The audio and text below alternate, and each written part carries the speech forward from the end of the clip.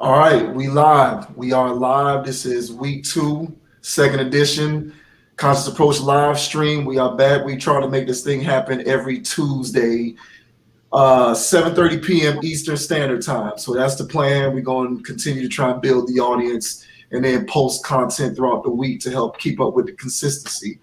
So we had a lot of things. By the way, JV Wins, of course, here with my boy Dogon SS once again. Here to deliver that real content.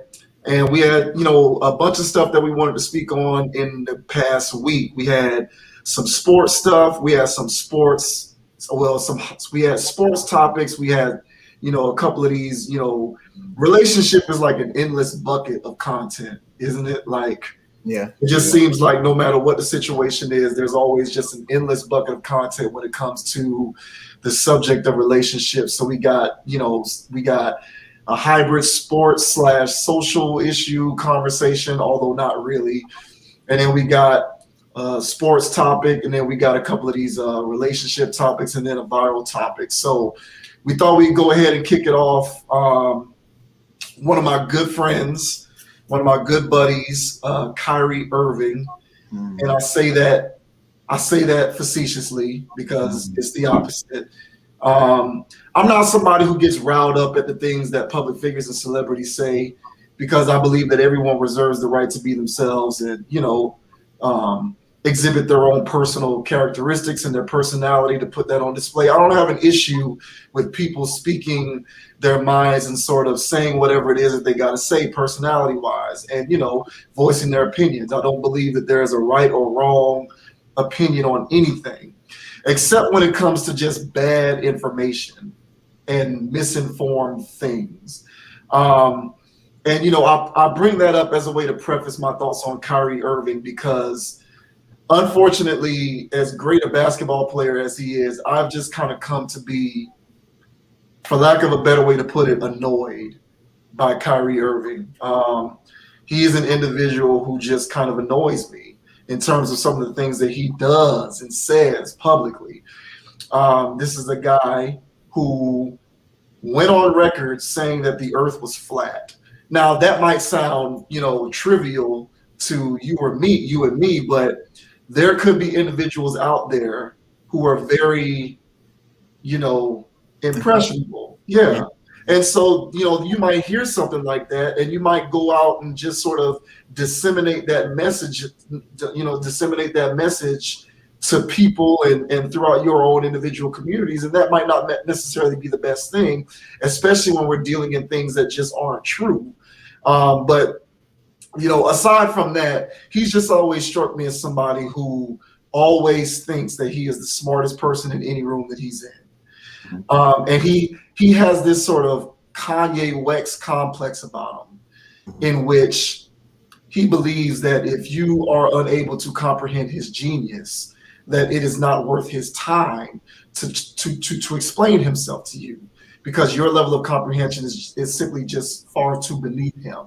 And it does him no good to waste his precious time explaining himself to you, because his level of thinking is just on a plane much higher than yours. So you being a peon need to just kind of sit back and just accept what his genius delivers is how he thinks. My presence is a presence. It's very egotistical, damn near maniacal Kanye West level stuff. And I say that as somebody who appreciates both of them for their body of work.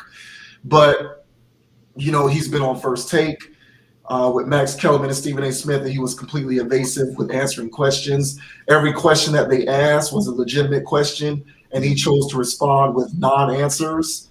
I don't like non-answers. I prefer that you just be direct and say whatever it is that you got to say. Whether people are going to agree or disagree, I respect you for giving an honest point of view, but I don't respect non-answers. Right. And Kanye is a non-answer kind of guy. And so we're back in the news with Kanye. We're back in the news with Kyrie again because, I think that he is staunchly anti-vaxxer. Now, again, if you're an anti-vaxxer, I personally don't agree with that. But at the end of the day, that's your decision. Be an anti-vaxxer if you want to be an anti-vaxxer. But his anti-vax stance is coming at the expense of his team and his teammates. And that's the part where I kind of say, well, bro, you kind of need to get with the program or remove yourself from the situation entirely so as to not contaminate the goal that your team and your organization is trying to accomplish. Like, believe it or not, you play an important role in the success of the Brooklyn Nets. And so as a New York native, New York has rules set in place where professional athletes must show proof of at least one vaccine shot in order for you to be able to play in home games. He is staunchly anti-vaccine. And so clearly it puts his availability at risk. And so at the end of the day, it boils down to a matter of how much are you willing to be a direct culprit in terms of compromising your team's chances for a championship in order to stand up for your principles, mind you, that are probably ill-informed. So I just don't like the way he goes about doing business. And then for him to, participate in media day at his house, obviously because he can't be at the team facility because he's not vaccinated, you draw negative attention to your teammates and team officials and your owner and head coach, because all the media is going to do is ask them questions about your vaccination status. And you're putting them in that compromised position, but you think that it's okay because you're in a position of righteousness, which just kind of annoys me to no end. And, at this point, I feel as though he should either follow the same protocol that the other 90% of players who are vaccinated have followed, or just retire and not bother with putting people in position to have to deal with your inconsistencies and your nonsense. You look at a guy like Kevin Durant, man. Kevin Durant just wants to hoop and win a championship. And you think that you're the modern day Marcus Garvey and that you're standing up for the oppressed. But, as a person whose primary responsibility is to earn $35 million by playing basketball, you're thumbing your nose up at the people who depend on you because you think that you're in this position of righteousness by electing to not get a vaccine, or even worse, give a non-answer by saying that it's a private matter, even though it's not a private matter, because if you're a part of a team concept, you not being vaccinated puts other people at risk for getting sick. So it's not really it literally in essence is not a public matter, because I deserve to know what your status is if I play with you and you can contaminate me. So, the non-answers, the evasiveness, the I'm so smart that you guys don't get what I'm trying to do, so I'm just not going to bother with answering your questions. I'm just kind of at my wit's end with this guy, man. And he's annoyed me for years. He continues to annoy me. And at this point, I kind of wish that he would just go away, because he, like Kanye West, needs to understand that he's not always the smartest person in the room. And he needs to understand that people can comprehend him. Like, people can comprehend you, bro. You're not so smart that people have no comprehension of what it is that you're trying to say. Like, you're not the smartest guy in the world. Like, just get over yourself. That's fair. My take. So I'm gonna ask you this, man. So, as far as Kyrie, and so does he have to? And it's a fair question though. Does he have to care about winning a championship, or letting down his friends or his teammates for not winning a championship over something that he personally cares about, like that he feels is bigger than basketball? Correct. Right. No, he doesn't have to care. But if that's the case, don't straddle the fence. Kind of immerse yourself fully in what it is that you care about that's bigger than basketball. But you cannot be you can't be a $35 million guy, pro basketball player, but then say there are things that are bigger than basketball. Okay, well then either take a pay cut or retire. No, not like that. You know what I'm saying? Like, you can't. It's like he's trying to have his cake and eat it too. And part of it is the over part of it is the overzealous embracement of player empowerment that the NBA has fully dug itself into. Now, again, I'm pro-labor and I'm anti-management. As a laborer, I'm always going to be on the side of labor. But at a certain point, you have to have responsibility for your contribution to the end goal. And in professional sports, your contribution to the end goal is team success and winning. If you are ill prepared to be a part of that, it's probably best that you immerse yourself fully in whatever it is that you care about the most. Because to have one foot on one side and another foot on the other side does no more than compromise your team's ability to make that happen. And it draws attention that is otherwise unwelcome. Like, as much as Steve Kerr might be on Kyrie's side in terms of what things Kyrie cares about intrinsically, on a day-to-day basis, when he's going about the business of being a head coach, I'm fairly certain that he'd rather not sit around answering countless questions from the media about Kyrie Irving's availability or his vaccination status or whether he's going to be able to play during home games or whether he's traveling with the team. Like, he just has bigger fish to fry in terms of, putting his team in best position to win. Right. I mean, would that not be a fair assessment? No, that's fair. And I just wanted to see, like, because that's the angle he's coming from. So the thing with Kyrie is that I look at life like this. When it comes to people out there in the mainstream, as far as athletes and rappers, actors and stuff, just mainstream people. Yeah. I really look at them as actual characters. Yeah. They're actual characters. And I know Kyrie's a real person, a real man out there, right?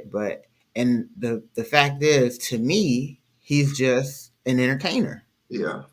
And so his job is to entertain on a basketball court. But like you said, with today's modern age player empowerment and stuff like that, players have more of a voice. And I know the angle he's coming from. So when I was coming up, of course, man, you couldn't tell me I wasn't going to the league, right? And so when I got to the league, my whole thing was, hey, well, when I get there, I'm going to do good for my people. Right. I'm going to do this. So he's in a position where he's actually there and he's doing his version of that. Right. The weird thing is that in today's age of extra woke, Mm-hmm. you know what I'm saying? Mm-hmm. There's this thing where in the scape or the whole scheme of this whole narration that we're living in called life, his role is to be the woke basketball player in my life narrative. So Mr. Woke basketball player, this is how it looks in 2021, where there's a shot out here, that you got to get, or the league is making, mandatory, or certain teams are making it mandatory. Right. And then for him to be on a part of that team and him going, hey, I'm too woke for this.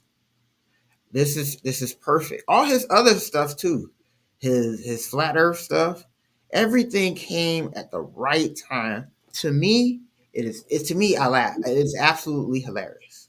I love every second of the trollage, because he's trolling the media too. He has a thing with the media. The media don't like him, and he don't like the media. So his thing is not on the same lane of Marshawn Lynch. Marshawn Lynch was coming straight down the middle, running downhill as if he does on the actual football field. Kyrie, he's more high heels on the basketball. Woo woo, got the ball on the string. So hey, ask you a question here. Woo woo woo. I ain't gonna answer it. Ball on the string. He's the same way. So he's doing his version of woke. So to me, when I observe him kicking facts, whether actual or not, whether people believe it or not, his version of facts, his version of reality, and then people, actually the media especially really going up in arms about whatever he's doing. to me, I find all of it, the concert of his antics. All right, one may say, to me, I love it.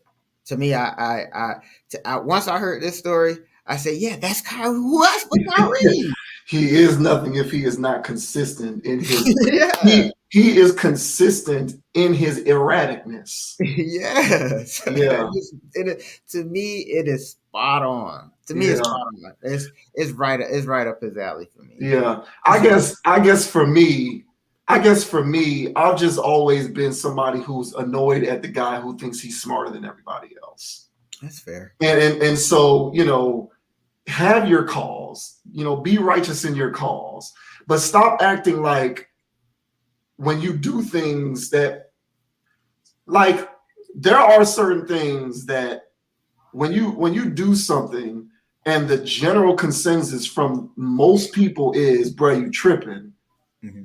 It's either a situation where everybody else doesn't get it, or maybe you actually are tripping. Mm-hmm. So he seems to be unable to take personal inventory on whether he's tripping or not. So for him, in his mind, 99% of the population just doesn't get it. and so it's just like, so 99, all of us out here are crazy, and we just don't understand what it is that you're trying to do. Maybe some of the moves that you're making are a bit illogical.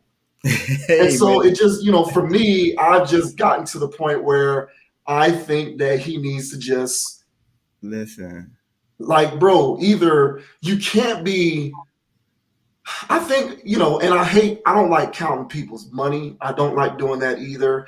I'm the last guy in the world who says, you make this much money, therefore you should do this or that. I'm not on that. You make what you make because of how good you are. So Kyrie has earned what he is paid. But at the same time, he makes more in a year than 98% of the population will make in their entire life. You have to have perspective for that. And you're making that within the context of being a pro basketball player. Not, so you have to have respect for that, is what I'm saying. He, to me, does not have enough respect for that. Now, that doesn't mean stop doing what you're doing, stop being an activist, stop bringing attention to whatever it is that you don't want to bring attention to. Or if you're an anti-vaxxer, that doesn't mean, get the vaccine just because you make that much money. But you have to have a certain level of sensitivity with respect to the general public and the overall constituency who's consuming your message. Everybody ain't tripping when it comes to, sort of taking in whatever it is that you have to say. I just think at times he needs to work on his delivery and have better perspective. Like, people are going to have an issue with the fact that you are compromising your availability to your team. That's not an unreasonable issue for people to have. So don't accept that issue as, they don't get what it is that I'm trying to do. No, bro, those are two separate issues.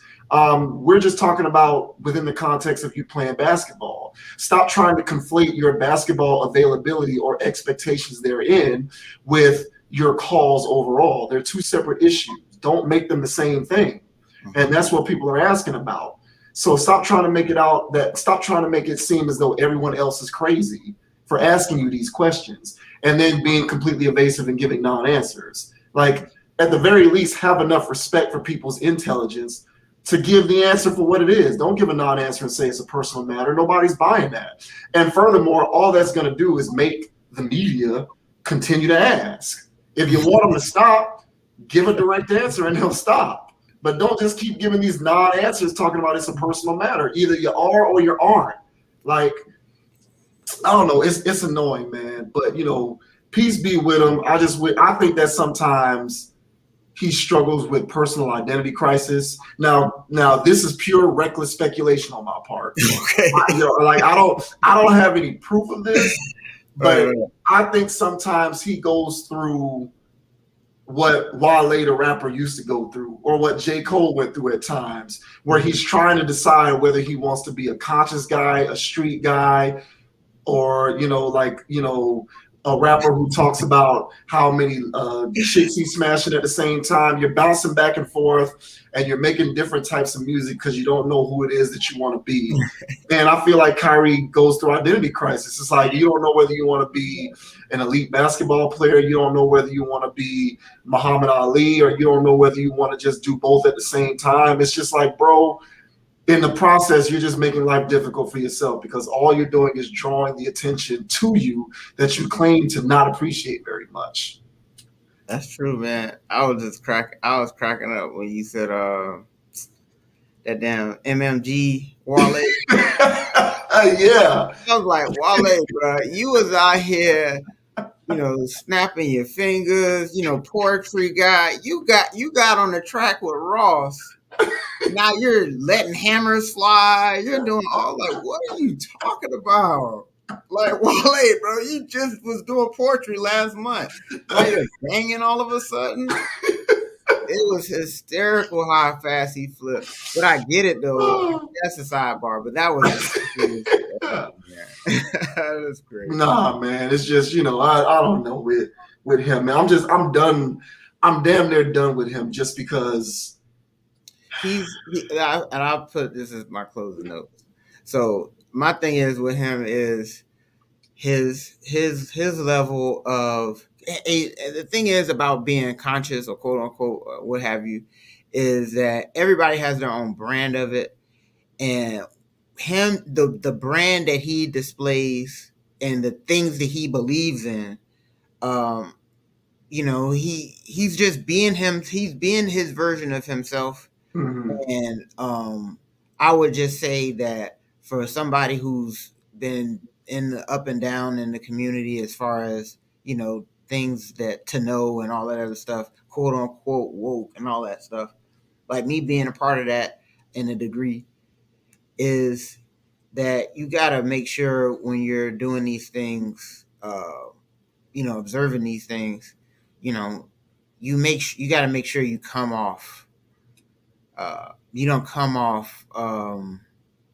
abrasive. Yeah.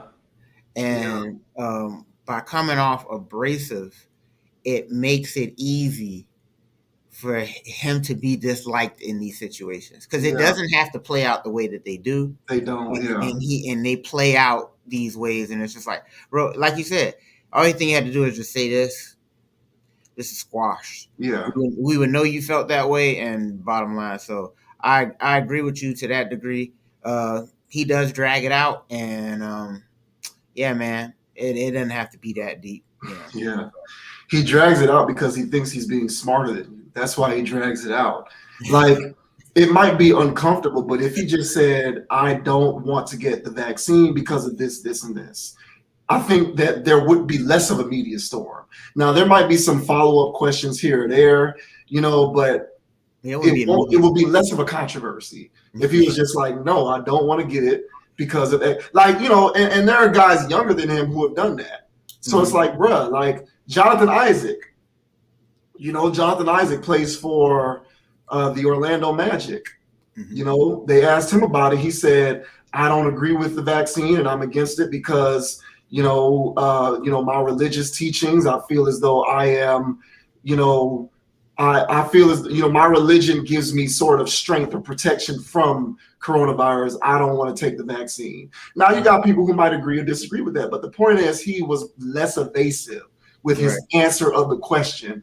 And today, he was, he might have had maybe one little segment during SportsCenter, but for the most part, everybody's talking about Kyrie because of Kyrie's evasiveness. Mm-hmm. There was a whole segment on First Take where they got into it about him, and ain't nobody mentioned Jonathan Isaac. So, but go ahead, Kyrie, you smarter than me, so I guess you know better. But all right, we'll move on to the next topic. We got some NFL talk. After what was it, week 3 this week? Was it week 2 or week 3? Well, it was week 3. Week 3, right? Yeah. Rookie quarterbacks, man, are having a tough time, struggling mightily, and it's like, well, what's going on, man? What's with these guys having these, like, Zach Wilson? He's sort of here on our imagery. I know the game against, I believe it was the Patriots, in his first 5 pass attempts, he threw 3 picks, which is that's crazy. So, it's like, are we going backwards in terms of these rookie quarterbacks seeing success immediately, or is there something else going on? Mm-hmm. Yeah, and I think what's really happening is this experiment that everybody's doing as far as just throwing these young guys in there. It's like, no, they're good enough. Just, they've been in quarterback camp since middle school, so yeah, they should be able to handle this. Yeah. Oh, he's been in the SEC for 4 years. He should be able to handle this. And some guys stick. Dax, he's stuck. He's stuck on the thing. Mahomes stuck, now Mahomes sat. Sat behind Alex Smith. But yeah, it wasn't first year, but still, it was second year. Yeah. And then, but still, he's stuck as a young guy to hate.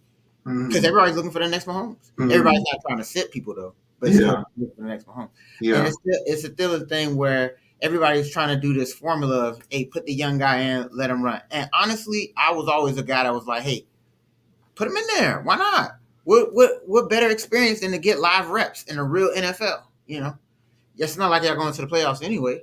Let him get some reps. That's better than the crowd calling for it too. So just throw him out there. And so they put people out there like Zach Wilson.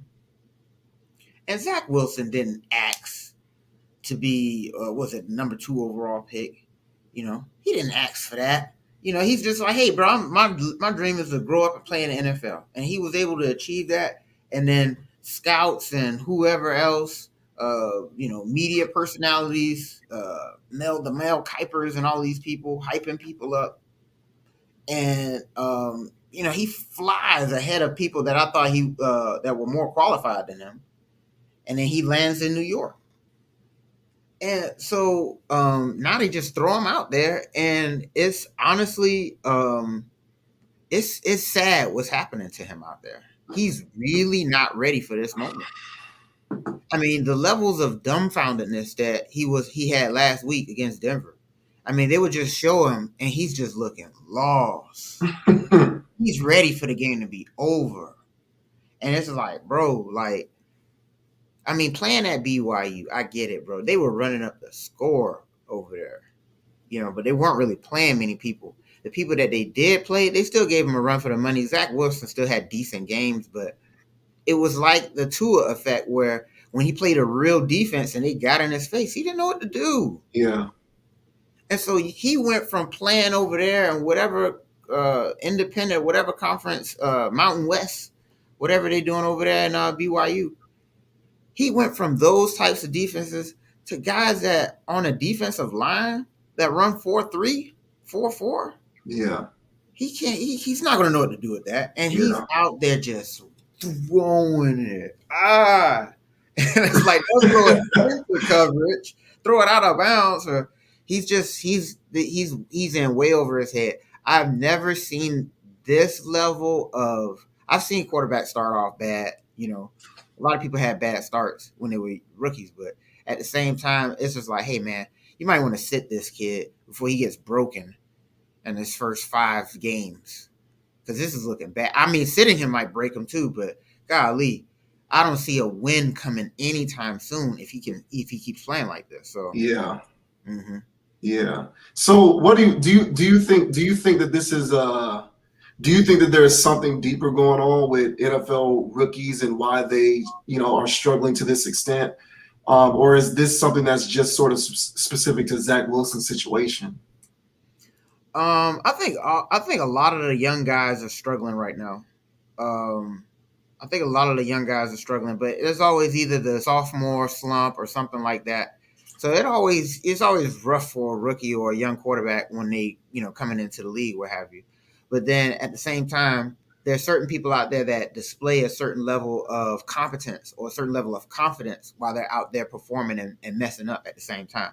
Mm-hmm. And so even though Dak wasn't really, he'll be up and down, winning games here, there, come back there, or whatever. But you can still see, well, he's still throwing for damn near 400 yards. He threw for 400 yards in that game. Hey, he threw for 4 touchdowns. He can't stop the defense. So it was stuff like, hey, this guy's good. So it was a good pick. and even though the situation or circumstances may not have been all the way desirable. And so, and people like even like Justin Herbert last year. I mean, the Chargers were not winning games, but everybody saw the potential. And he if he continues to grow, he's going to step in to be a really good quarterback. Yeah. And then there's people out there that are out there doing what Zach Wilson's doing, specifically because he looks scared. And he Yeah. looks terrified while he's out there, and I feel bad for him. And so I really hope that they do something better, at least get the ball out of his hand faster, run the ball more. If he's going to stay out there, they need to protect his psyche too, because he's losing it.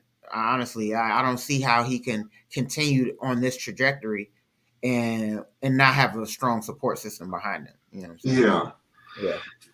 Like I can remember back in the day, one thing that guys like Ryan Leaf and David Carr, guys like that, one thing that those guys all had in common is that they were drafted into bad situations.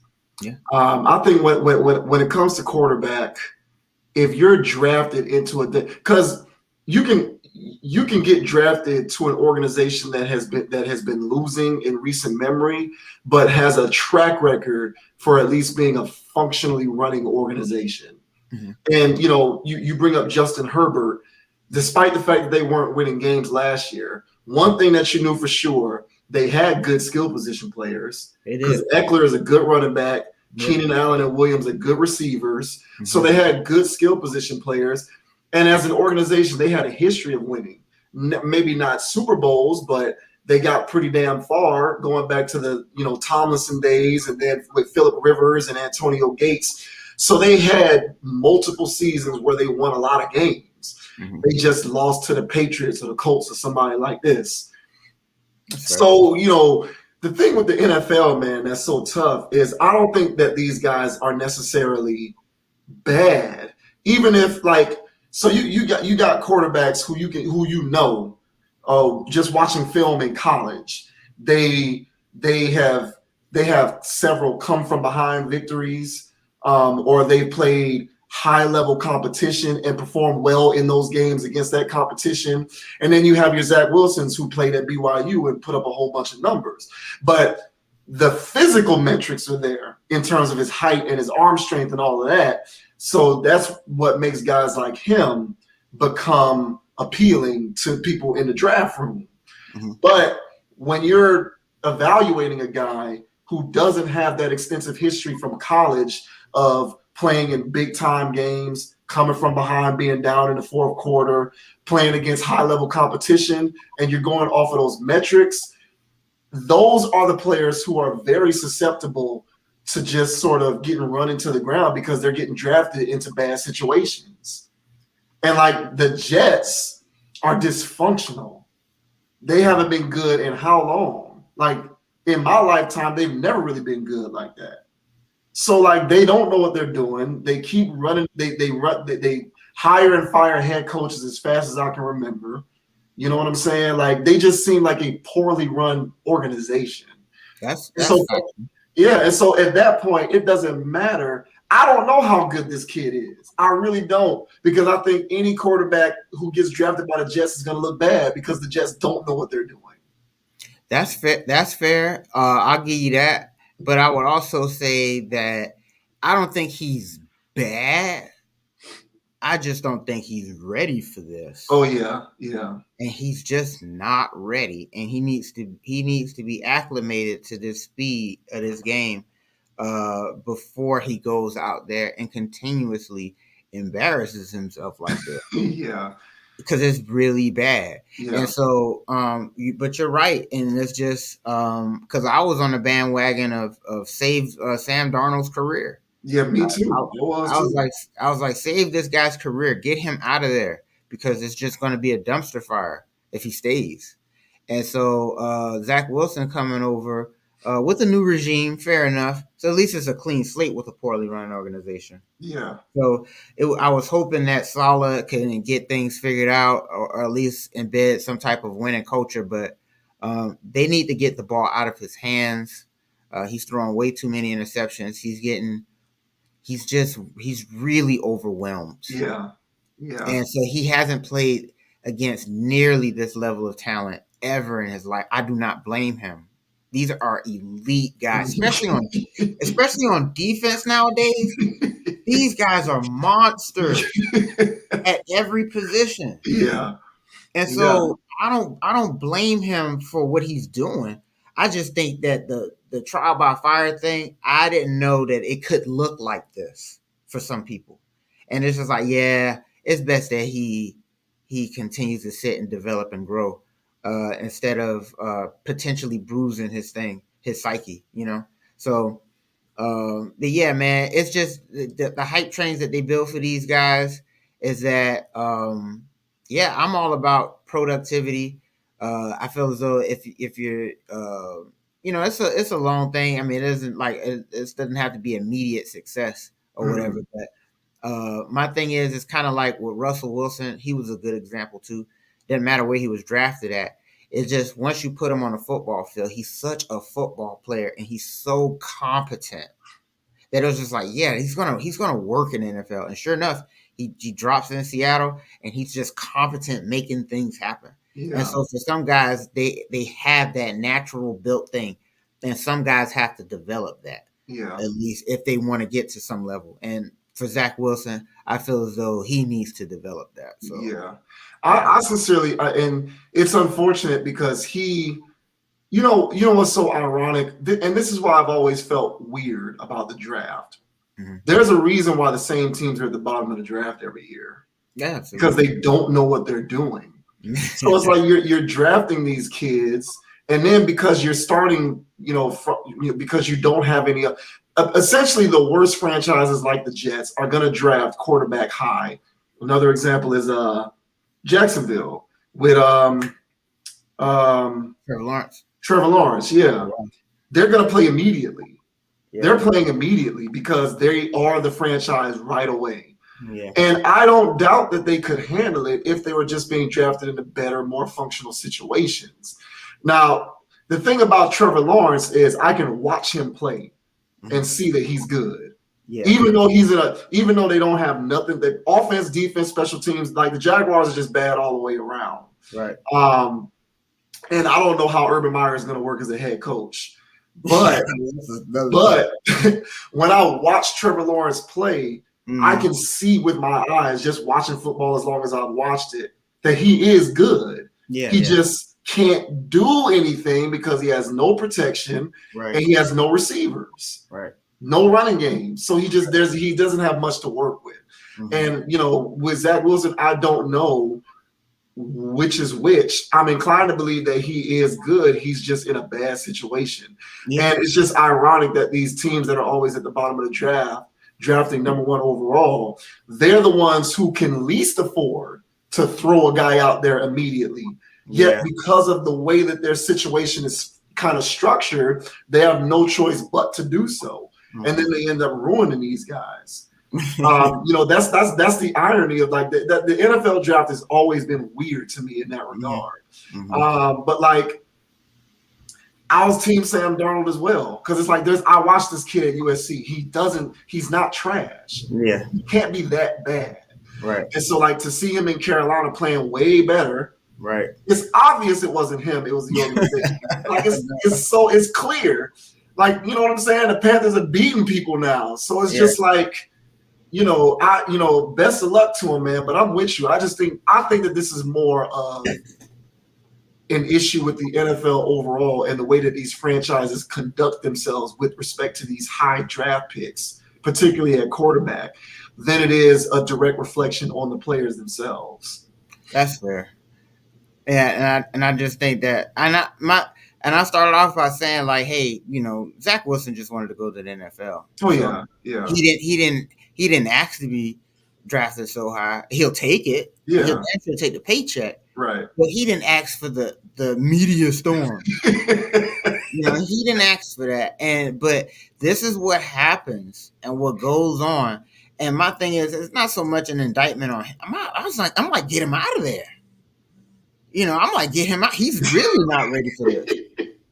So, he's completely overwhelmed. he's like you said, he's got the metrics, he's got everything, the height, the arm, he can run, he can do everything. So I wanted him to be good, and there's still a window of time for him to be good, but hopefully he gets over this initial shock factor. He's still shocked, so it's still like, yeah, he's still like, it's every week he's like, whoa, man, these guys are fast, and they know where they're going. Yeah. Like I'm not faking them out with my look offs. It's like, yeah, these are these guys out there feeding families. You know what I'm saying? Bro, one thing about the evolution of football, you got guys who are defensive tackles who run 4.4s. Yeah. Like it's not. I cannot fathom being out there. Like it's insane. So like, yeah, to ask a rookie quarterback to go out there with no offensive line and have to deal with that's a tall order, bro. That's a tall order. Like I can remember before Patrick Willis retired, I'm not getting hit by that guy. Like, you know what I'm saying? Like I never used to. It was so funny because Ted Ginn was a running joke because he was always the first guy to go to like, you know, Ted Ginn ain't going over the middle because he ain't taking them hits. Yeah. And like, you know what I'm saying? Like Ted Ginn, you know, he'll be the first quarterback to slide in order to, you know, avoid getting tackled. And it's like, bro, I'm not getting hit by these guys. No. You're not getting hit by Greg Jones in his prime. Yeah. Like that guy's arm is bigger than my body. And I'm not a small guy. So I don't know, man. And Justin Fields the same way. Like, everybody's all like, start him, and I'm just like, but what if the guy gets clobbered? Yeah, you know, man. Like, these guys are getting crushed out there. And you see, last week he got clobbered. Now, in defense of the Bears, they wouldn't have started him if Dalton hadn't gotten hurt. But that's Andy Dalton for you, either low production or getting hurt or both. Yeah, but it's just like, I don't blame the Bears for saying, I know y'all want us to start him, but until we shore up every area of this team and get right, we're going to start Dalton so that we don't ruin this kid. Either way, we're not winning the Super Bowl. So what the hell is the point? We know that Justin Fields is good enough that those reps, so to speak, aren't necessarily that big a deal. Once we get him out there surrounded by the right commensurate parts, he's going to perform well no matter how many starts he had previously. Right. You know what I'm saying? Because if that was the case, Patrick Mahomes would have needed a whole bunch of starts when the team was bad before he became Mahomes. But they threw him in there right when, you know, they got it together, and he never missed a beat. So I think that this notion that these guys need to get out there and get experience at times can be a bit overrated. Like, one thing about them, they're far more advanced at the position than their predecessors from previous generations. And they're coming into the league much more ready now than guys before, to the point where you don't need to throw them out there to get reps. Just put them out there when the team is good, and they'll just fit right in, and they'll be ready to rock and roll right away. Yeah. But that's the whole premise of everything, and that's why I was behind that. But there's some cats out there, and that's why I feel like, well, you can draft off potential too, so I can't really say that, but I feel like the way that the draft should go is based off the actual talent that the guy can actually go out there and do now. Everybody's trying to win now and get these guys for now. Let them produce now. So yeah. But we'll go ahead and move on, man. Shouts out to Zach Wilson, man. I hope things get better for him. But I don't think it's all him. I just think that, you know, these organizations just don't know what the hell they're doing. That's fair. All right, so next up we got the going viral section of the week. And for that, I'm gonna go ahead and screen share. We have another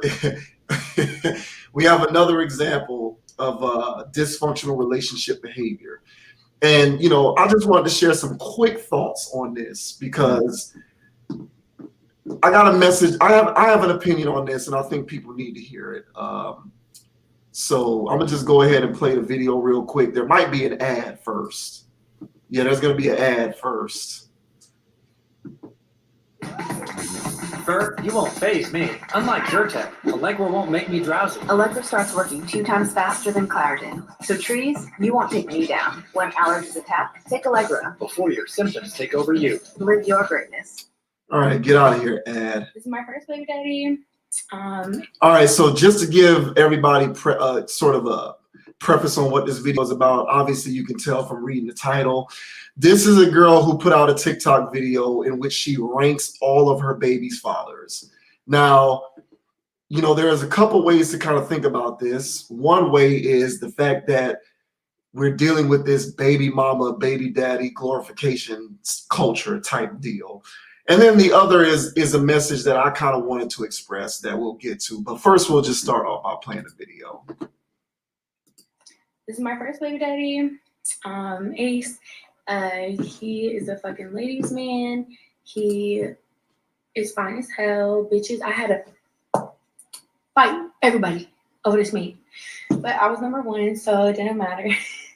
I truly believed if he wasn't murdered that we would have had all of our kids together and we would probably still be together till this day.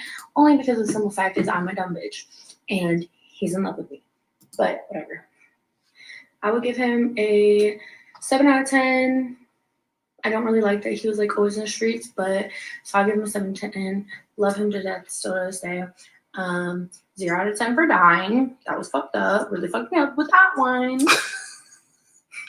This motherfucker here. This is my second baby daddy. Too tall. He's a piece of shit. I think he has a few other kids. I've tried to find family members of his or baby mamas or anything to kind of connect him to my son, to his family. Cannot find anything. No one's ever reached out to me. No one gives a fuck. He hasn't seen his son literally since he was like 2 or 3, 4 months old. He's only seen his son like 2 times. Didn't come to the delivery, even though I called his phone, asked him to come. Gave me $80 when I had the baby, and that's all the money I've ever gotten from him. He's been on child support for like 3 years and I haven't seen a dime. So he's a loser. 0 out of fucking 10. Awful. Would not recommend. This is my third baby daddy, White Mike. Love the guy. Great guy. Cheater, but a great guy. Good stepdaddy. Takes care of his family. Pisses me the fuck off. Ready to fight him. I give him a 8 out of 10. He's all right. That thing. Good.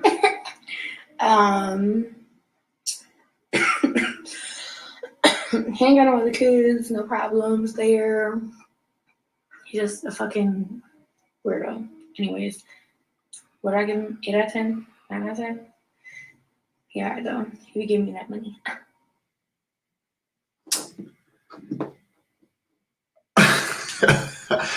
All right, so That's wild, bro. yeah, so you know, before I say what I got to say about that, is there anything in particular that you noticed about the men that she was talking about in that video? That they It's were very basic observation. they were black guys. Yes. Yeah. And that is the angle that I kind of wanted to approach this from. Mm-hmm. So I'm on record talking about how I believe that it is important for everybody, man and woman alike, to explore all of their options. Mm-hmm. I'm on record with that. Mm-hmm. That's my personal philosophy. I think that men and women owe it to themselves to explore all of their options, which can include dating outside of your race, because exploring all of your options maximizes your opportunities to find partners who give you everything that you seek in terms of physical attractiveness, intelligence, intangibles, morals, ethics, all of that kind of stuff. You broaden yourself up to a wide range of people by exploring all of your options, thus giving you a better chance to find everything that you're looking for. So given that, I've always believed that everybody should explore all their options. Now, whether you do or not is your prerogative, but it's always been my opinion that it doesn't hurt to do that. But one thing that I've always said is that if you're going to explore all of your options, you should maintain preferences and standards with respect to exploring those options and don't compromise those. Now, what struck me with this video is, unfortunately, there is a growing theme out there in sort of the, in the greater culture that sort of pays attention to like interracial relationships and all of that kind of stuff. There's an ongoing theme about Black men who, in an effort to date outside of their race, are willing to lower their preferences and standards, just all for the sake of getting with non-Black women. Now, I have an issue with this because I don't want it to be true. However, I have seen it play out in real life before.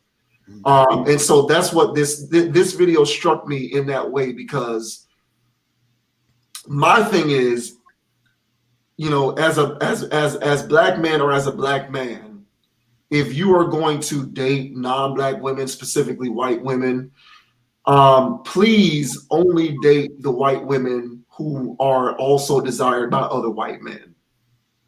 Like, when you start dabbling in dealing with white women who aren't wanted by Black men, when you start dabbling in dealing with white women who are not wanted by the men from their own community, thus they come to Black men because they feel like it's a last resort and Black men will just take them because Black men have no standards, that's when you're treading on very shallow ground, so to speak. And that's what I saw with this situation. Now, you can say what you want about the kind of Black men that were in that video, but the point is, I'm looking at her and I'm saying she strikes me as one of these women who gets passed over frequently by white men because white men are like, that's a bit below what it is that I seek. And so she probably is one of these girls she's probably one of these white women who exclusively date Black men. And those are the ones that you want to stay away from, because there's a reason why she exclusively dates Black men.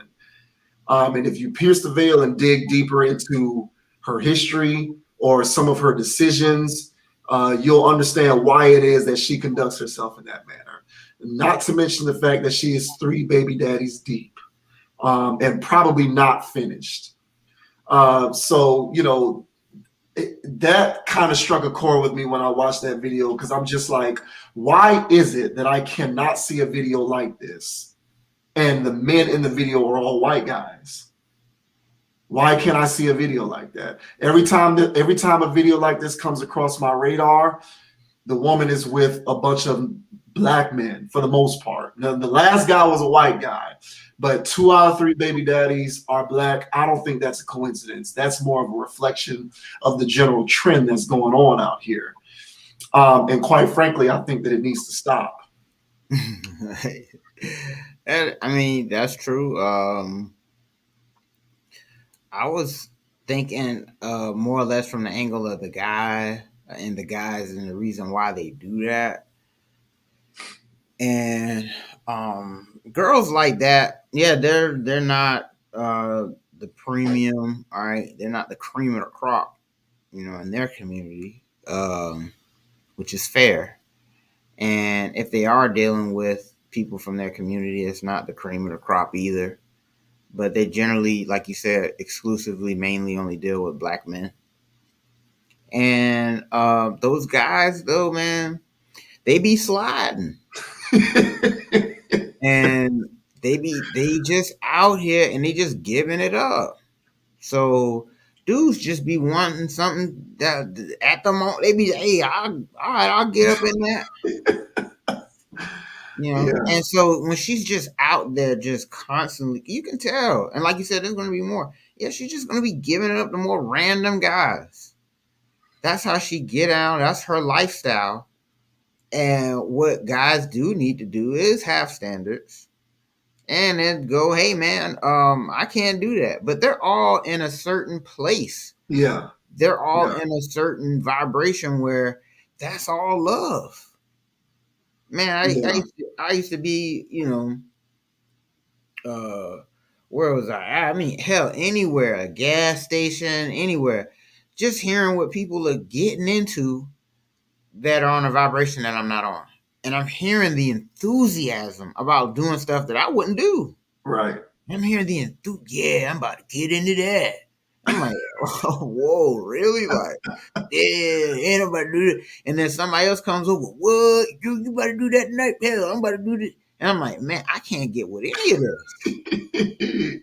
But in their world, man, they're living it up. Yeah. So when a girl out there just, hey, it's wide open, it's, hey, you want some? Yeah. Girl like, me? me? Yeah, you want some? And guys just go for it. And so those types of girls, they'll do anything. Yeah. And so they satisfy the sexual bug that these guys have. And she just be sliding. Crazy as she is, junky as her house is, Dysfunctional as she is. yeah, dirty as that bedroom is. Yeah. All right, well, I'm still gonna slide though. That's out there. Yeah. And she's a reflection of that. It's wild, but yeah, man. I just be thinking more on the behalf of the guys. It's like, yeah, man, I get that lane. You just want to, bust a nut. You want to just do your thing. I get that, bro. But at the same time, you do have to think of the consequences because now, you know what I'm saying, your children are being reared by a woman who's just throwing the cat out there like that. So now you just dealing with a off-brand situation altogether. It's just not clean. Yeah. So yeah, so guys, it's just I'm not trying to preach or nothing, but it's just like there definitely needs to be standards for stuff like that, so we don't get ourselves in situations like that anymore. Yeah, I think that it's a way to view socioeconomics in America. Mm-hmm. So the reason why it's very simple. I think the reason why these things happen and you see these instances in which, it plays out in such a way that women like that are mostly with Black men is because she is probably in a low socioeconomic environment. She probably exists within a disenfranchised context. And statistically, Black people most disproportionately comprise disenfranchised contexts, low socioeconomic backgrounds. So yeah, she and her relationships are merely a reflection of her environment.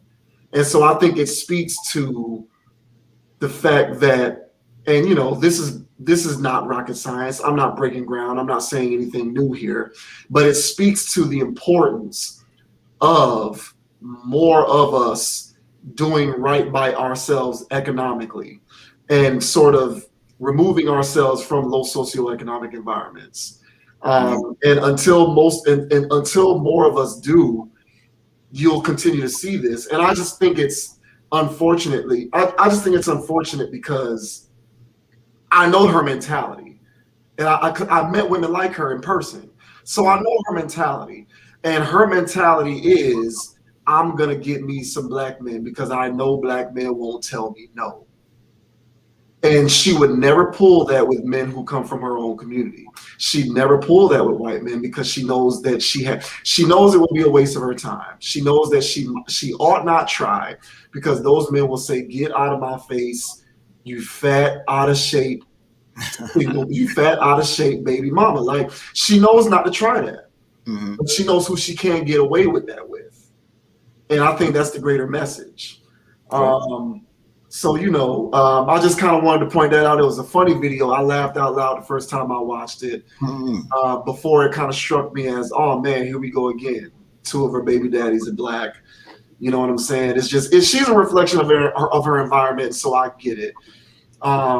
There's more of us in low socioeconomic situations. That's why you see these things. And that's why I try to explain to people that in many ways, dating and relationships is less about things like skin color, and it's literally more about your immediate environment, and the environment in which you came from. Largely dictates the choices that you make therein. And, she's a direct reflection of that. I just look forward to a day where when it comes to low income environments, impoverished environments, low socioeconomic contexts, that there are just statistically less Black people to disproportionately comprise those environments, so that some of this type of stuff will level out. But until that happens, you'll just see more of this, and I'll just continue to laugh at it, I guess. Fair enough. Yeah. But all right, so that does it for that one. Shouts out to you and all of your future baby daddies, because I'm sure you'll have more. And now we'll move on to the next topic. The final topic for tonight's live stream. Will and Jada Pinkett Smith are in the news this week because their marriage is sort of, on the tips of people's lips in the cultural discourse. Certain comments have been made in the past, and people are talking about their marriage again. To anyone who is unaware, needs a bit of, a background in terms of the history of this situation. Jada Pinkett Smith has publicly talked about her, shall we say, unusual upbringing when it comes to things like the concept of marriage, and how she has never really believed in the concept of monogamy, but does respect this. She does respect the institution of marriage, but doesn't believe that it has to be confined within the confines of sexual monogamy. And she has, of course, gotten Will Smith to buy in. And so, famously last year, it was discovered that, Jada Pinkett Smith was gallivanting around with August Alsina, the R&B singer. He made a song about it. It was this whole thing. They went on her little Facebook show to talk about it. I think that was a strategic mistake on Will Smith's part, because he just ended up looking like a cuck, in doing that. But that's my personal opinion. I wouldn't have gone on her show to talk about that, but that's just me. But now they're back in, I wouldn't say the news, but they're back being talked about. It's trending because, once again, their non-traditional, non-monogamous marriages, at the forefront. And, Will Smith has basically, talked about how, he doesn't believe that their marriage should be, a prison, essentially, basically equating sexual monogamy to being in a prison. So that's a unique way to look at it, and that's their personal that's their prerogative, how they want to conduct their marriage. But unfortunately for them, I suppose, it's public knowledge, and so their marriage is very much public and not private. So this is just one of those things, man. And I guess the way that we can kind of look at it is that there's just this ongoing transformation right before our very eyes in terms of what marriage actually looks like. And what younger generations, or just what we can come to expect in westernized cultures with respect to marriages, and how the traditional construct of it is getting a facelift. At this very moment, it is getting a literal facelift. It is not what we once thought of it. It's not what we once thought of it as. It's become something completely different, and this is an example of that. Yeah, I couldn't have said it any better myself. And I also take this as a situation where teach their own, and so have it, and let them do whatever it is they want to do. It's not a perfect situation from what we hear. Certain parties being frustrated here or there, or what have you, mainly coming from Jada. Yeah. Being frustrated with things, but still sticking together for the kids type of thing. But that happens a lot just in regular general marriages as well, where people just stay together for the sake of the kids, or the fact that it's financial, whatever. Yeah. All kinds of reasons why people stay to marry and never really get divorced or what have you. But my take on this is that there's all kinds of people in the world who do things however they want to do them, and they still achieve, and it's not the constructed, beaten path. It can be, unconventional things. And so the convention of modern day or traditional marriages, that is. So for traditional marriage and traditional marriage values, they're becoming outdated, especially with the advent of the internet and all these other things that are going on that are influencing the world. And things are just really not the same, man. And one would say in a perfect world, traditional homes would still be a thing, but more or less, things are moving at a rapid pace nowadays, and people just have to adapt. And divorce rates are going up, and marriage rates are going down. So what is that equation going to look like over time? And so there does have to be an adaptation. And if there are people out there that do make adaptations to it, still able to live their lives, but still be married and still raise kids, then so be it. Now, what does the kids, how do the kids turn out is another thing with these types of modern families. And, where, hey, this person's got baby mamas, this person's got baby daddies, but it's a big modern family. Everybody things going on. Yeah. Oh no, that's my half brother, cousin, sister now. And it's just like, yeah, hey, that's what's going on. Yeah. And so with all of these things happening, there does need to be some level of, because what's going on with the modern, day monogamy type of stuff is like nobody's really doing that. People are, but the masses aren't. And if they are, if they're claiming that they're doing it, they're not. Yeah.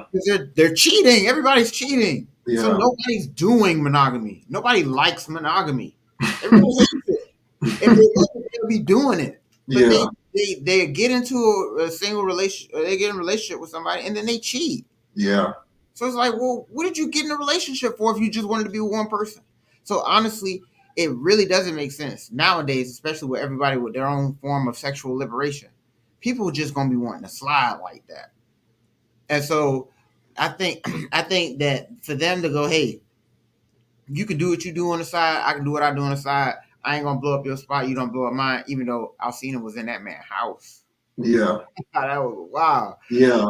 That's what I'm saying, man. Will Smith looked like a cuck, bro. That was a wild dynamic. You mean the man just, I ain't gonna let the man stay in my house now. He can go and be gone for 2 days and I know where she at, but I don't know where she at. Fine. Right. Who gives a shit? Yeah. But this whole shit with a man in my house wearing my robes, eating my breakfast. Get out of here. Get out of here. That's so whack. So, hey, but everybody's got their own terms. So make sure, if you are signing up for certain lifestyles, they sign up for stuff that you're willing to deal with or tolerate. And the man ain't going to stay in my house, though. That's for damn sure. I don't care if it's a guest house. He's not on my property. You know what I'm saying? But do what you want. So I just think right now, man, people just have to adjust, adapt. The game has changed. Everybody's not playing the same type of offense no more, man. It's not just smash mouth football, run downhill, traditional football, with the H back and the full back. Those days are over, man. There's 5 wide receiver sets, sometimes 6. People running around in motion all the damn time. This is modern marriages are running the West Coast offense. Get out of here with this West Coast offense. They running the spread, bro. They running the spread, bro. They got 5 wide. They got 5 wide outs, empty backfield, and they're running. Their marriage is like running the Chiefs offense right now. You don't know where they're gonna throw the ball. You can't stop it. Mm-hmm. You can't stop it, man. I agree. Mm-hmm. I agree, man. I just think that the institution of marriage is receiving a literal facelift. Yeah. And like, and quite frankly, I'm gonna be that guy. I'm gonna be that old guy. I blame the internet. I blame social media for a lot of this stuff. I think that social media has fundamentally changed society, the Yes, world. for sure. And what I think is going on is people are more like, so, what I think is taking place is men and women are begrudgingly getting into marriages, not because they want to be in them, but because of the intrinsic value that marriage gives them. So they're getting into marriage because they feel like they should have kids before they turn 30, or they feel like they should start establishing a family legacy and building something by a certain age. Mhm. And so they don't get their singleness out of their system because they are sort of under the weight of that societal pressure. Oh, I don't want to have kids and be old in my 40s, so I need to have kids younger. And so there are all of these various reasons why people get into relationships. I mean, get into marriages when they don't need to be in marriages. Meanwhile, and this is especially with women, because the majority of divorces, and I forget the statistic off the top of my head, but the majority of marriages are filed by women. And so women are ending marriages, and they're, most of the time they're citing irreconcilable differences, right? So there's fidelity issues, supposedly. So what's going on is these guys are cheating. Well, why are guys cheating? Well, because they shouldn't have been married in the first place. But what makes it easier for them to cheat is easy access to non-entangled women. So you got guys hitting chicks up on social media, IG, all of this stuff, OnlyFans, Snapchat. It's the wild, wild west. You know what I'm saying? Wow. And then you got like a lot of women who are, it doesn't matter whether women are married, in relationships, or single, they're still getting hit up on their social media profiles all the time by dudes who's trying to slide. So even though they're married, in the recesses of their mind, they're thinking to themselves, if I were to be single, I could still get out here and play the field and have fun, because look at all of these guys hitting me up on my socials. Exactly. So it incentivizes them to dissolve the marriage, because they don't have any fear of being back on the dating market and being unsuccessful as a single person on the dating market. And it doesn't matter how old they are. They can be in their 50s. These chicks in their 40s and 50s are trying to have, hot girl summers. Yeah, they're reclaiming everything. Yeah, like they're ready to get out there because they think they still got it, because they're getting so much ancillary attention off of social media and just off of their internet presence in general. They don't think ain't nothing gonna slow them down. All they need is a good lawyer to dissolve the marriage, and it's on to the next one. Marriage is not a big deal the way it used to be. It can literally be a gap stop in your life. Oh, I was married for a few years and now it's over. Literally, it is that trivial of a notion now. It's not a lifelong commitment.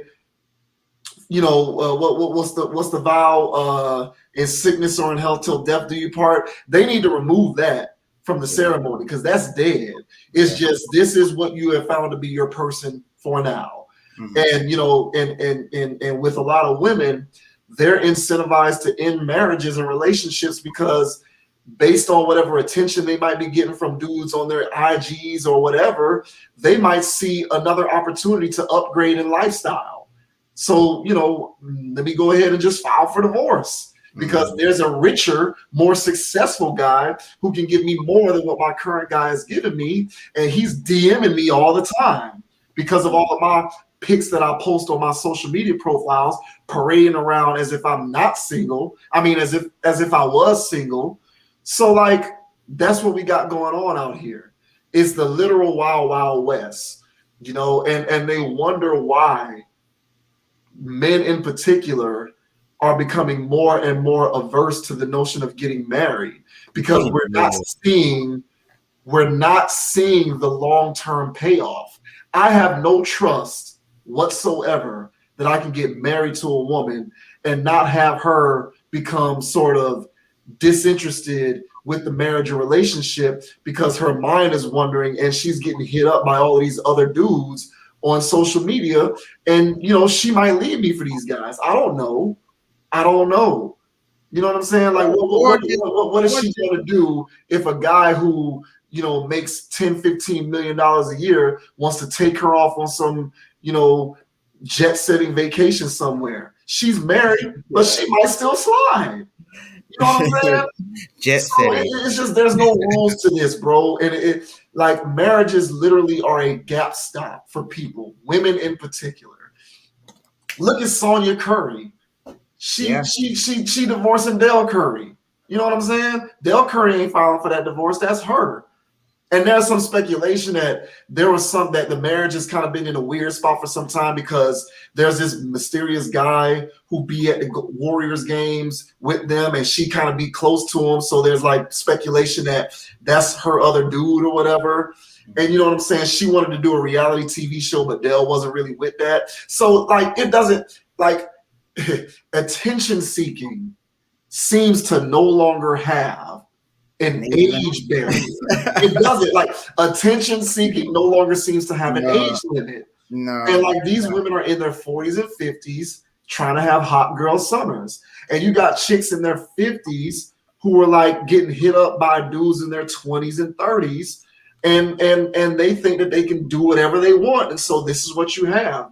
Basically at the very least,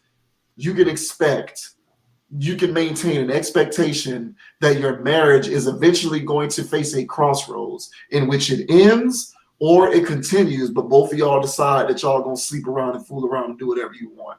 Mm-hmm. And that's at the very least what you're looking at. And Jada know what she's doing. Will ain't gonna go nowhere. I'm assuming they don't have a prenup. She ain't, you know what I'm saying? So she's willing to stay in as long as she gets to run roughshod over that particular situation. And Will is, as a guy, I guess he's just like, whatever, I don't care. I'm damn near 50. My kid's damn near grown. What do I have to lose? Fine, I'll just stay in it. Who cares? So, you know what I'm saying? It is what it is, bro, but it's completely the wild, wild west. That's how I see it. Yeah, and I agree with all of that, man. And it was interesting you bringing up the women that are in their 40s and 50s, and I mean, look at these likes, though. Look at these, their lives be going crazy. Guys in there, oh, you look beautiful today.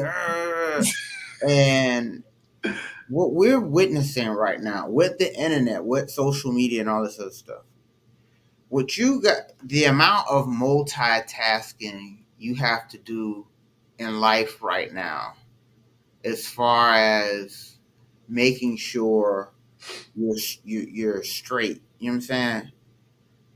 It's kind of like it was an episode of Futurama where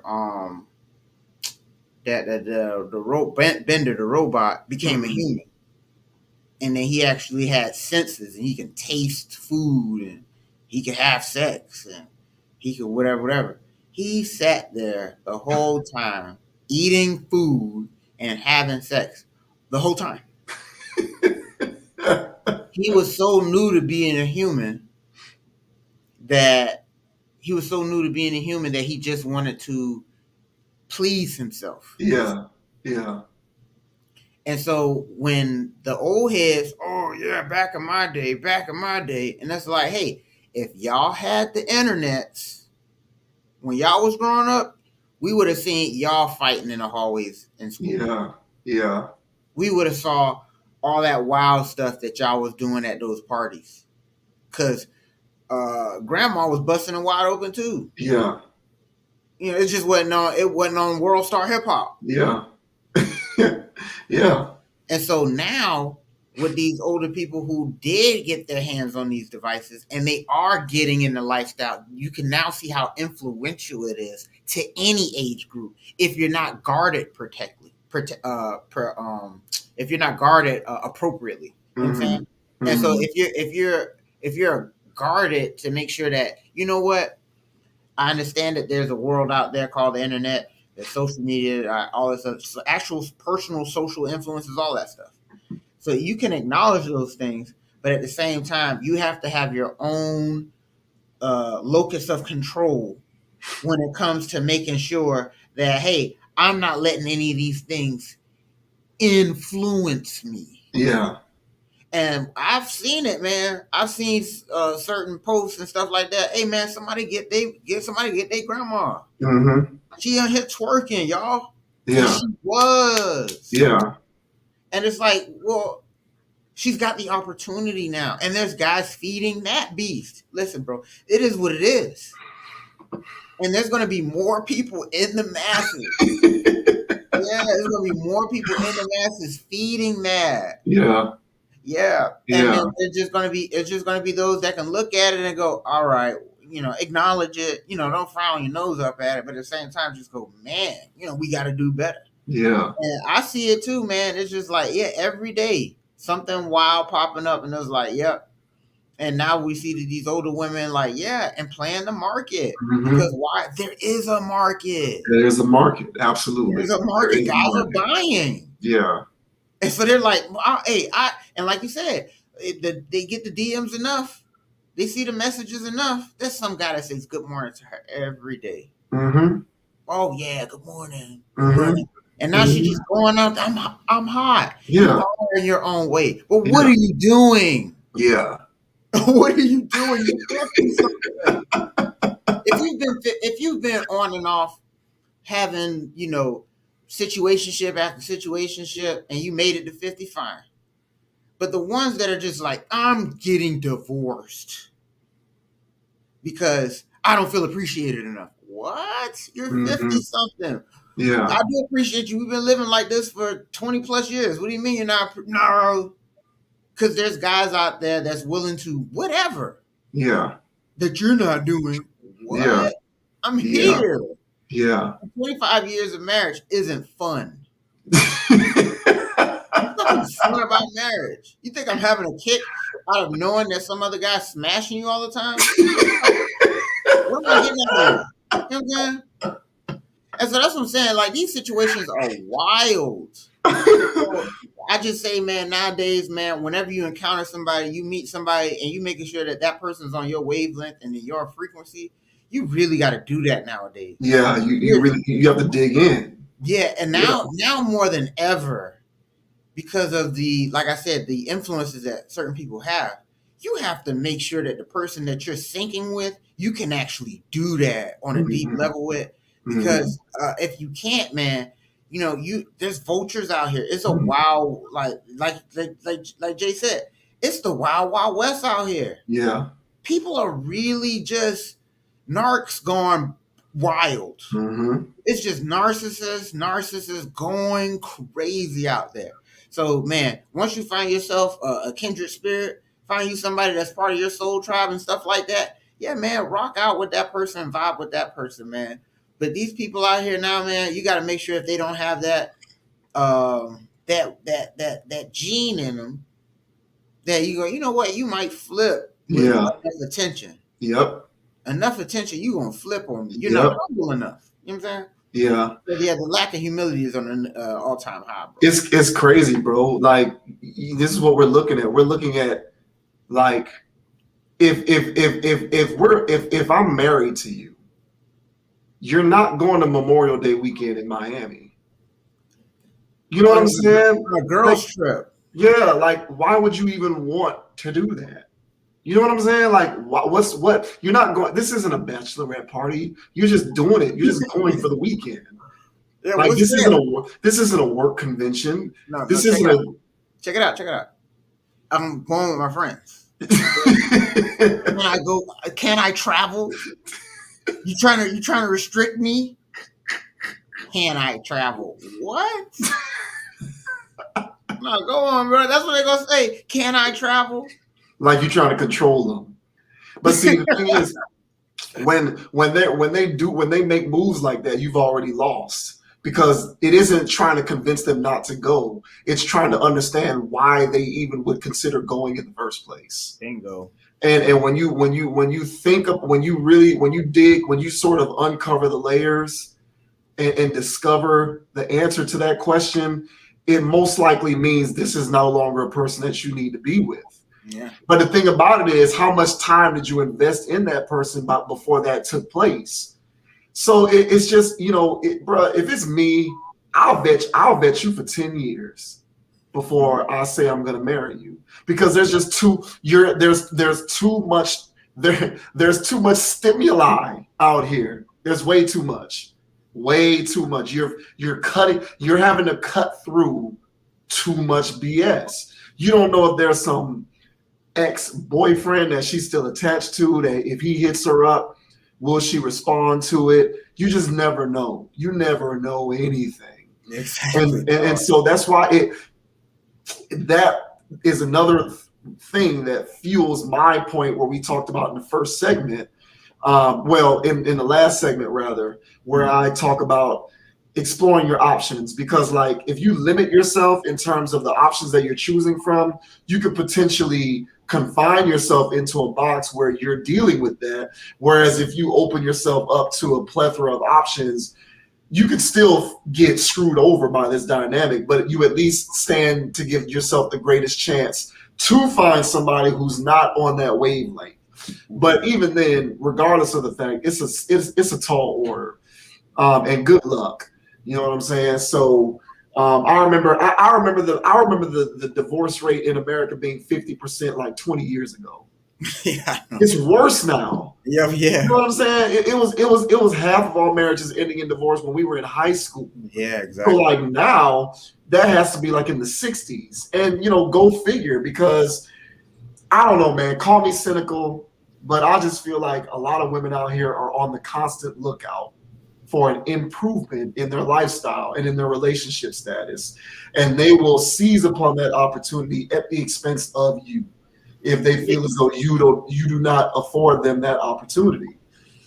Yeah, and I feel as though they seek that how guys seek a fat ass. Yes, it's absolutely masculine. Like I've said this before, women go about relationships and marriage now in a very masculine manner, in terms of my eyes are always open and I'm always maintaining options. How did we used to talk about it a lot? We used to speak on it colloquially, but it used to be like, bro, I got my team. Yeah. Like, remember when we used to talk like that? Like, I got my team. Like, I got a team, and that's the team. Well, these women have teams now. Yeah, they have teams, and like you're just on the roster. And that's what cats have to understand. Yes, they have teams. You're just on the roster. Yes, you're getting a lot of playing time. Great, bro.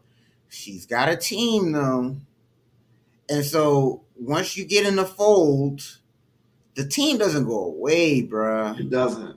They're around, and with the advent of the internet, they can keep in touch, even if they're in another state. Yeah, it doesn't matter. It doesn't matter. Geographical boundaries no longer exist. No, they don't. They could be in another country. And so that's why I was saying, as far as they definitely need, if people want to get married, especially like I'm saying with the current divorce rates and how people are doing regular relationships, if you don't adopt a new way of dealing with another person that you say that you love, then you're going to be greatly disappointed. That person's going to cheat on you. Yeah. And if you base your relationship on, if they cheat on me, it's over. Well, it's already over. It just hasn't happened yet, but it's going to end. Yeah. So why waste each other's time? Yeah. Or I'll forgive them if I love them enough. Man, don't do any of that, because they're just going to do it again. And so we all know this. We've seen it on Ricky Lake, Maury Povich. Like, we saw this coming up. It's like, oh man, like, damn, she's just going to take him back anyway. Yeah, she takes him back anyway. So it's just like, okay, well, why does she care? Yeah. There's the deeper reason why she cares, a more biological reason why she cares. But it's a thing where it's like, look, y'all, live your lives. We're really in this space. It's not for everybody, but for those people who are living in this limbo where they're trying to live monogamous lifestyles, but it's all cap. Give it up. Stop it. Stop the lie. Stop lying to yourself. Stop lying to the people you're trying to smash. Maybe you'll get more. Exactly. I 100% agree with that. Yeah, just be honest with yourself. Be honest where you're at, and be like, "Hey, look, I don't foresee myself getting married at all, at least anytime soon." That's fair. All right. So what do you want? I want some vagina. It doesn't work like that, sir. Let's spend some time. Take me on a date. Whatever game you have to play in order to do this, fine. But just live y'all lives and respect the fact that she gonna have people on her phone. You know, they not gonna let you get in their phone like that. And it's bad etiquette anyway. Oh, you a dude in? Let me see your phone. You a dude that want to keep looking at a girl's phone? No way. No way. Exactly. Nobody wants that. Nobody wants that. Oh man, she always trying to go on my phone. Yeah, it's drama. So why does everybody not want to look at people's phones? There's stuff in people's phones. Let me get into your account. Why can't I see your account? But people are not going to let people see each other's account. There's stuff in those accounts. Sure. And so since everybody's doing it, why are people getting mad? Just let people have that. Just chalk this up now as a recreational act. Mm-hmm. All right, you going to hoop? Oh, but you hooping without me? Fine, that's fair. That's fair. People have to really reduce this if they're in the field like that. People that understand and they really want a traditional thing. You're looking for a traditional purpose. You stick to your traditional lifestyle. I'm talking about everybody else, the masses. And so that's why for their situation, even though publicly it looks wild, I understand their dynamic, and it's like, hey, look, at least they're married. At least they're still together. Is it conventional? No, it's not. But at the same time, is conventional going to work? Because if they held each other to the standard, he would have been divorced her. Correct. Yeah. Yeah, I just think that there's no such thing as conventional.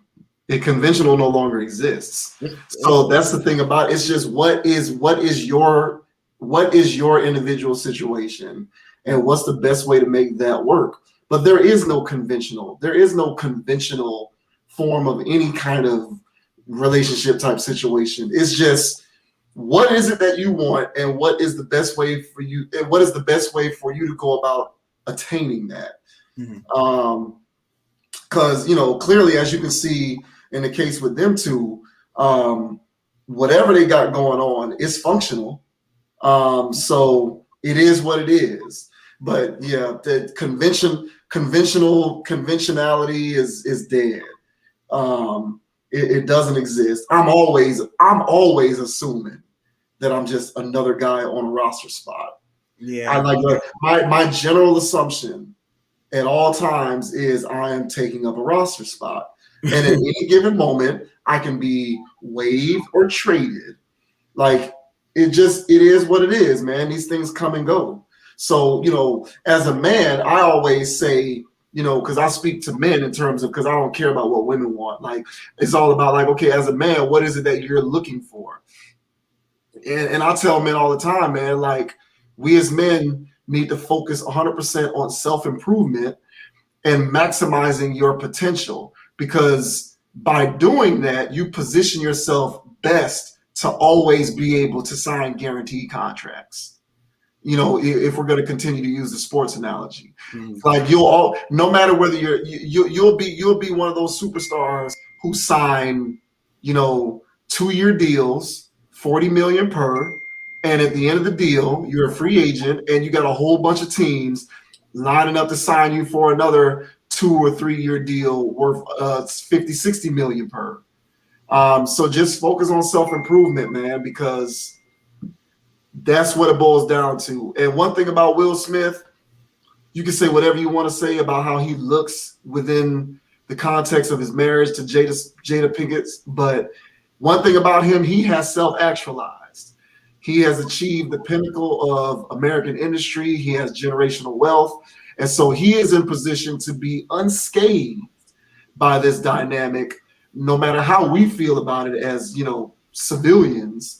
He is somebody who himself has a roster. And so he can do whatever he wants. Because that's what works for their marriage. And so you just got to be able to you have to be able to position yourself in such a way that you can operate in that space. You don't want to be somebody who is at the mercy of someone else's whimsical nature, to the point where at the drop of a hat, you're being divorced. You know what I'm saying? And you're just kind of left out in the cold. And the perception is that she left you to upgrade. That's what you don't want to do. Factual.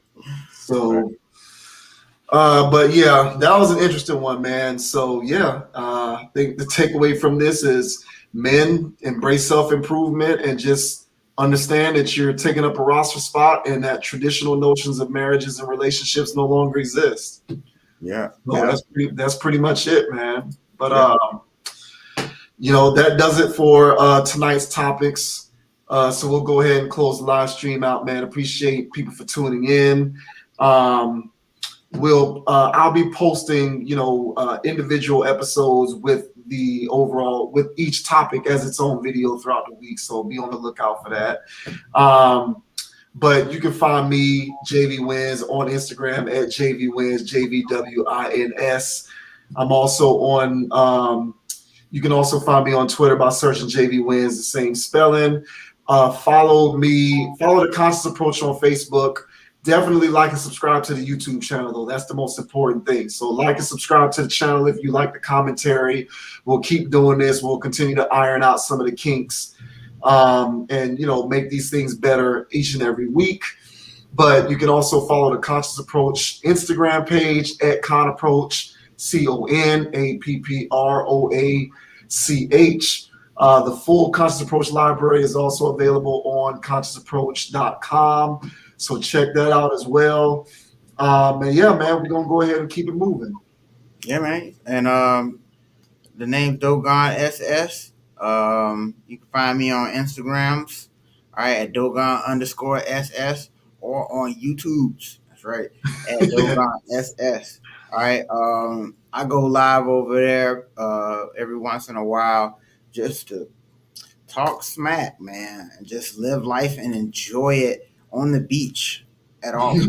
So, yeah, man, everybody be righteous, you know what I'm saying? They're your own definition of that, whatever that means, be whatever you want to be. And at that time, stay on your square. Don't let anybody knock you off of your pivot. Stay strong, stay humble, and stay focused, man. So, yeah. That's what I got to say, man. Yeah, bro. Appreciate you coming on, Dogon, man, as always. And, you know, everybody, until the next time, we're going to make sure that we do this each and every Tuesday. So we just going to build the audience. If you build it, they will come. It might be slow, but a slow burn always leads to large dividends at the end of the day. So we like doing these, even if nobody's tuning in, just because it's fun to shoot the shit. And until next time, continue to support logical content. And we will see you later. Peace.